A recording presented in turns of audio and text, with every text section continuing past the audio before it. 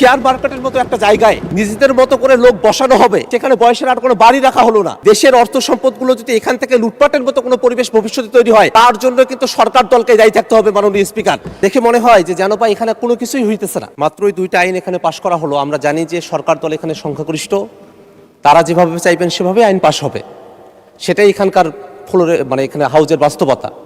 কিন্তু যে 2টা আইন পাশ করা হলো এবং যে জনমত যাচাইয়ের জন্য এবং প্রস্তাবগুলো উত্থাপন করা হয়েছিল, যিনি সদস্য আছেন তিনিও এই আইনগুলোর বিষয়বস্তু কি তার বক্তব্যের সময় সেই বিষয়টা তিনি উল্লেখ করেন নাই। বিষয়বস্তু হলো যে এই যে সিকিউরিটিজ অ্যান্ড এক্সচেঞ্জ কমিশনের যে আইনটি এবং এই যে বীমা কর্পোরেশনের যে আইন, 2টা আইনের বয়সের যে বাধ্যবাধকতা ছিল সেই বাধ্যবাধকতাগুলোকে উঠিয়ে নেওয়া হয়েছে।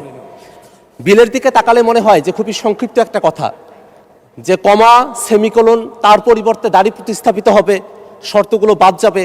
দেখে মনে হয় যে যেন ভাই এখানে কোনো কিছুই হইতেছে না।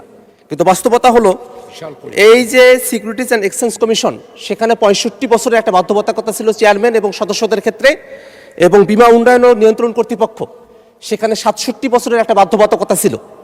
বিষয়টি হলো মাননীয় অর্থমন্ত্রী তার বক্তব্যে বলেছেন যে যোগ্য লোক নিয়ে আসা দরকার, দক্ষ লোক নিয়ে আসা দরকার, এই কারণে বয়সের বাধ্যবাধকতা তারা উঠিয়ে দিচ্ছেন। প্রশ্নটা হলো যে এটা কি কোনো ব্যক্তিকে মাথায় রেখে এটা করা হচ্ছে নাকি একটা পলিসিকে মাথায় রেখে এটা করা হচ্ছে?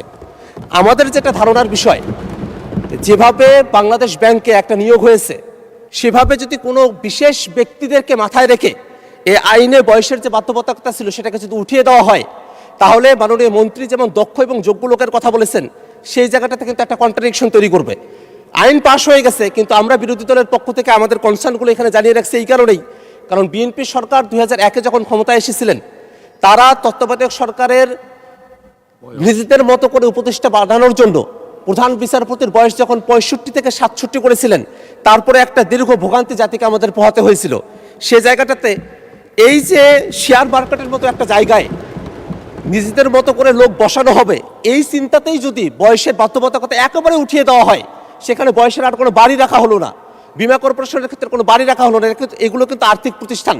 দেশের অর্থ সম্পদগুলো যদি এখান থেকে লুটপাটের মতো কোনো পরিবেশ ভবিষ্যতে তৈরি হয়, তার জন্য কিন্তু সরকার দলকে দায়ী থাকতে হবে। মাননীয় স্পিকার, আমরা আমাদের এই কনসার্নটা জানিয়ে রাখলাম।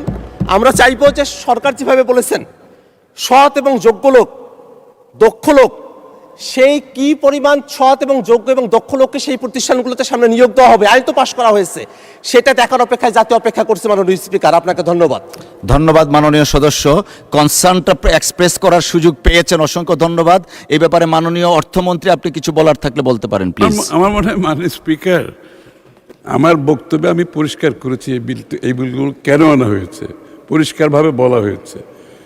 আপনার এই বিলটা যখন 93-তে হলো, সিকিউরিটি অ্যান্ড এক্সচেঞ্জ কমিশন, তখন গড় বয়স ছিল 57 বছর মাননীয় স্পিকার।